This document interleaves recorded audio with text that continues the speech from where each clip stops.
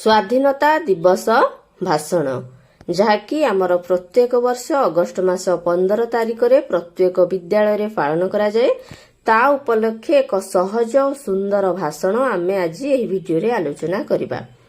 ସମ୍ମାନନୀୟ ସଭାପତି ମହୋଦୟ, ଉପସ୍ଥିତ ଗୁରୁଜୀ, ଗୁରୁମା ଓ ଅତିଥି ବୃନ୍ଦ ଏବଂ ମୋର ପ୍ରିୟ ଭାଇ ଭଉଣୀ ଓ ବନ୍ଧୁଗଣ, ଆଜି ଆମେ ଏକତ୍ରିତ ହୋଇଛୁ ଭାରତର 79ତମ ସ୍ୱାଧୀନତା ଦିବସ ପାଳନ କରିବା ପାଇଁ।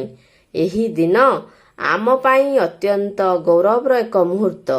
ଆଜିର ଏହି ଦିନରେ 1947 ମସିହା ଅଗଷ୍ଟ ମାସ 15 ତାରିଖରେ ଆମ ଦେଶ ବ୍ରିଟିଶ ଶାସନରୁ ମୁକ୍ତି ପାଇଥିଲା।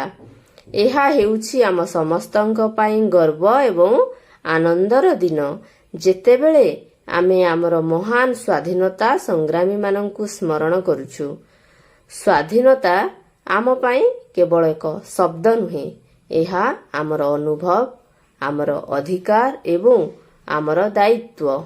ଆମେ ସ୍ୱାଧୀନତା ପାଇଛୁ କାରଣ ଅନେକ ବୀର ପୁତ୍ର ଓ ପୁତ୍ରୀ ନିଜର ଜୀବନକୁ ବଳିଦାନ ଦେଇଛନ୍ତି। ମହାତ୍ମା ଗାନ୍ଧୀଙ୍କ ଅହିଂସା ଆନ୍ଦୋଳନରୁ ଆରମ୍ଭ କରି ନେତାଜୀ ସୁଭାଷ ଚନ୍ଦ୍ର ବୋଷଙ୍କ ଆଜାଦ ହିନ୍ଦ ଫୌଜ ପର୍ଯ୍ୟନ୍ତ ପ୍ରତ୍ୟେକ ସଂଗ୍ରାମୀଙ୍କ ଅବଦାନ ଆମକୁ ଏହି ସ୍ୱାଧୀନତା ଦେଇଛି।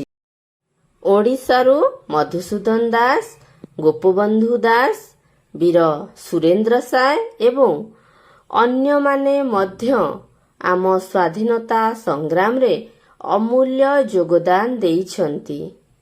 ଆଜି ଆମେ ସ୍ୱାଧୀନ ଭାରତରେ ନିଜର ସ୍ୱପ୍ନକୁ ସାକାର କରିବାର ସୁଯୋଗ ପାଇଛୁ, କିନ୍ତୁ ସ୍ୱାଧୀନତାର ଏହି ଅଧିକାର ସହିତ ଆସିଛି ଅନେକ ଦାୟିତ୍ୱ। ଆମେ ଆମ ଦେଶକୁ ଆଗକୁ ନେବା ପାଇଁ ଏହାର ସଂସ୍କୃତି, ଐତିହ୍ୟ ଏବଂ ବିବିଧତାକୁ ସଂରକ୍ଷଣ କରିବା ପାଇଁ କାମ କରିବା ଆବଶ୍ୟକ। ଓଡ଼ିଶାର ସମୃଦ୍ଧ ସଂସ୍କୃତି, ଜଗନ୍ନାଥ ସଂସ୍କୃତି, ଆମର ଭାଷା ଓ ସାହିତ୍ୟ ଆମର ପରିଚୟ। ଏହାକୁ ଆମେ ଗର୍ବର ସହ ବଜାୟ ରଖିବା ଦରକାର। ଆମେମାନେ ହେଉଛୁ ଭାରତର ଭବିଷ୍ୟତ।